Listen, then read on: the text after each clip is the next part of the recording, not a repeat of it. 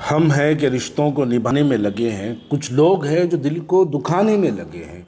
मालूम करो कहीं हाथ उनका तो नहीं जो आज आग बुझाने में लगे हैं। आज वक्फ अमेंडमेंट बिल के मुतालिक एक प्रोपेगेंडा फैलाया जा रहा है कि जो वक्फ के लुटेरे हैं, आज वो लुटेरे पूरे हिंदुस्तान को ये दिखाने में जो है मसरूफ़ है कि वो लोग हकीकी तौर पर वक्फ की प्रॉपर्टीज़ का तहफ़्फ़ुज़ करने वाले लोग हैं। कुछ उस सवालात के जवाब आपको यकीनन नहीं मिलेंगे, लेकिन हमारी ज़िम्मेदारी है कि हम आवाम के सामने कुछ सवालात रखें। कल जब आपकी उनसे कहीं मुलाकात हो तो आप उनसे सवाल करिए, दरगाह हज़रत हुसैन शाह वाली रहमतुल्लाह अलैह की 1654 एकड़ के लुटेरे कौन हैं। आप 1994 से लेकर आज तक, मैं मजलिस इत्तेहादुल मुस्लिमीन की बात कर रहा हूं, असदुद्दीन अवैसी साहब 1994 से वक्फ बोर्ड के मेंबर हैं और हज़रत हुसैन शाह वाली रहमतुल्लाह अलैह 1654 एकड़ आपकी सरपरस्ती में लूटी। दरगाह बाबा शरफुद्दीन पहाड़ी शरीफ की 2365 एकड़ 2365 एकड़ बोल रहा हूं मैं, लैंड किसके पास आप थे जब वक्फ बोर्ड के मेंबर आप थे, आपकी सरपरस्ती लूटी, जिसमें से 1200 एकड़ जीएमआर के नाम पर एयरपोर्ट पे ले लिया गया, आप उसके मेंबर थे तब लूटी। दरगाह फकीर मुल्ला 1200 एकड़ जमीन कब लूटी, आप उसके वक्फ बोर्ड के मेंबर थे तब लूटी। गोटाला बेगमपेट 20,000 करोड़ की प्रॉपर्टी, 20,000 करोड़ रुपयों की प्रॉपर्टी लूटी, तबाह हुई कब, जब आप वक्फ बोर्ड के मेंबर थे। सिकंदरपुर 639 एकड़ लैंड हाई कोर्ट के अंदर हम हारे, हमारी वक्फ बोर्ड की लैंड कब्जा हो गई, हाई कोर्ट के अंदर हारे। वक्फ बोर्ड हाई कोर्ट के अंदर पार्टी तक नहीं बना, सुप्रीम कोर्ट में अपील के लिए तक नहीं गया, इसलिए वो जमीन हम हारे कब, जब आप वक्फ बोर्ड के मेंबर थे। संगारेड्डी में दीनदार खान मस्जिद के तहत 100 एकड़ जमीन मेन रोड के ऊपर हम वो केस हारे, वक्फ की जायदाद हमारी लूटी कब, जब आप वक्फ बोर्ड के मेंबर थे। दरगाह हजरत इब्राहिम बल्खी की 900 एकड़ की जमीन कब लूटी, जब आप वक्फ बोर्ड के मेंबर थे तब लूटी।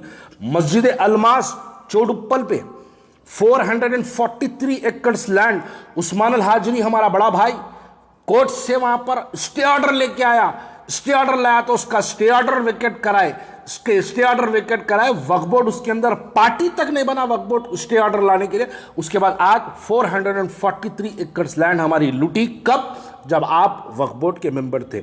आपसे मैं सवाल करता हूं, बताइए vintage palace, Mahboob pride, crown palace, KS palace, ये किसकी जमीन पे है, वक्फ की प्रॉपर्टी पे है। PIL नंबर 124 ऑफ 2015 डिमोलिश करो बोला हाई कोर्ट, उसके बावजूद आप KTR की धोती पकड़ के आप रोक के रखे थे उसको, इस वास्ते वो प्रॉपर्टी पर डिमोलिशन नहीं हुआ।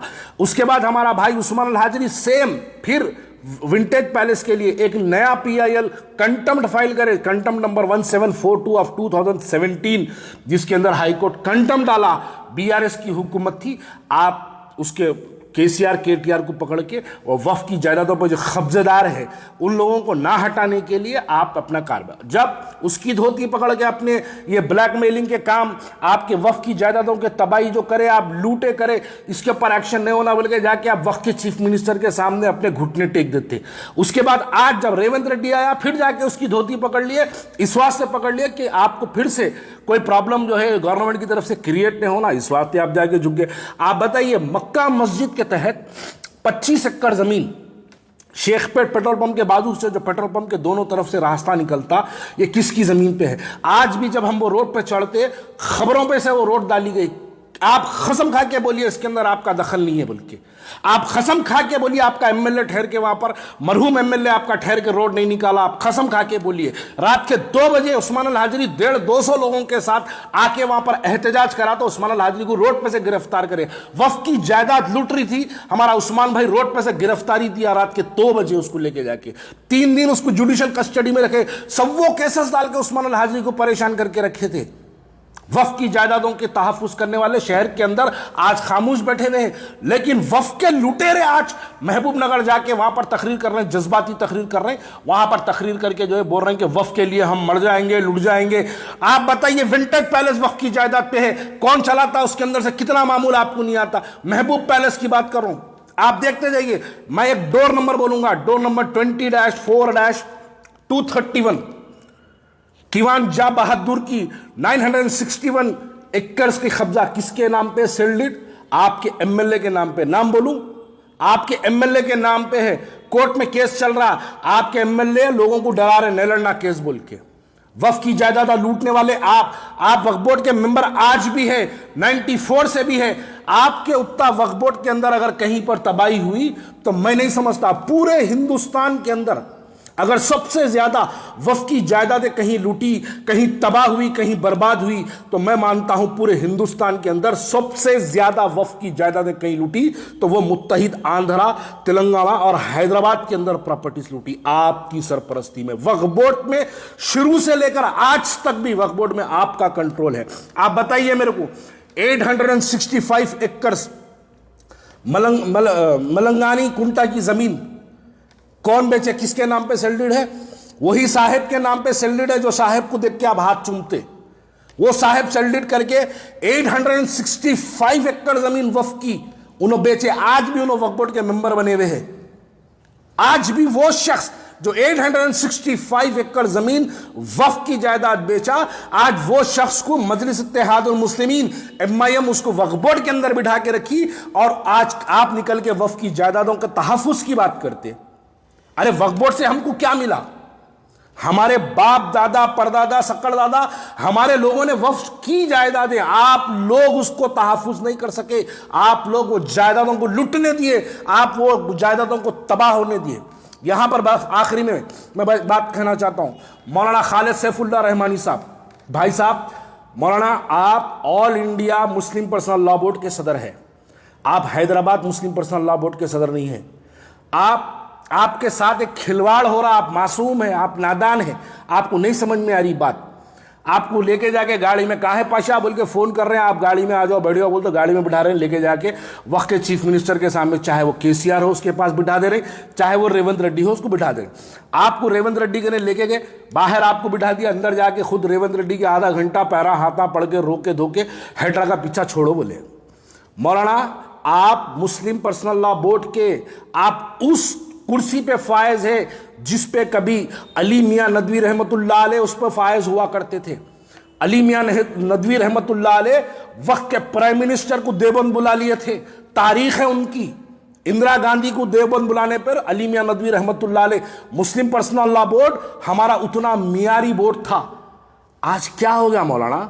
आप एक के पीछे भाग रहे। अरे आप मुस्लिम पर्सनल लॉ बोर्ड के मेंबर है, आप हर एक के पास जाओ, आप हर पॉलिटिकल पार्टी के न जाओ। आप क्या कोई पॉलिटिकल पार्टी के इफ्तिदाई के सदर है? आप मुस्लिम पर्सनल लॉ बोर्ड के सदर है। आप आवाम से बात करिए, आप ये लीडरों की बातों में आके चीफ मिनिस्टर को नुमाइंदगी करने रहा। आपको तो खाली पेश किया जा रहा, आपको तो खाली एक लेके जाके सामने खड़ा कर रहे हैं आपको, लेकिन आपकी लेके जाके सामने आपको दिखा रहे बात वो हो रही। KCR को भी आपको लेके गए KCR के पास, लेके जाके KCR को बोले मुसलमानों का गंपा गुत्ता दे दो, हम मुसलमानों के ओटा आपको दिलाए थे, देखो मुस्लिम पर्सनल लॉ बोर्ड है, देखो ये फलाने मशाइख है, ये फलाने उलमा है, सब को ले आए। 184 उलमाओं के साइना करके लेटरा दिए, लाइनों को साइना करके लेटरा अखबारों में तक छापे, हम TRS की तायद करें, हम TRS की तायद करें। हार गए। आपकी तायद के बावजूद मुसलमान आपके आवाज को नहीं सुन के, मुसलमान आपके ऐलान के खिलाफ अपने वोट का इस्तेमाल करा। संभलने का वक्त है आपके लिए, आप संभलिए। आप मुस्लिम पर्सनल लॉ बोर्ड के मेंबर हैं तो आप उत्तर प्रदेश जाके बात करिए, आप बिहार जाके बात करिए, आपका मुकामी बिहार का है, आप बिहार जाके बात करिए, आप महाराष्ट्र जाके बात करिए।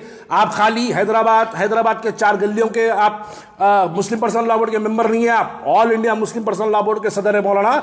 आप अपनी काम करिए, आप खाली एक के पीछे भागने से काम बनने वाला नहीं है। बस ये लोग तो आज इनकी जब तकरीरें सुनता हूं, एक आखिरी लफ्ज इनके बारे में कहना चाहता हूं।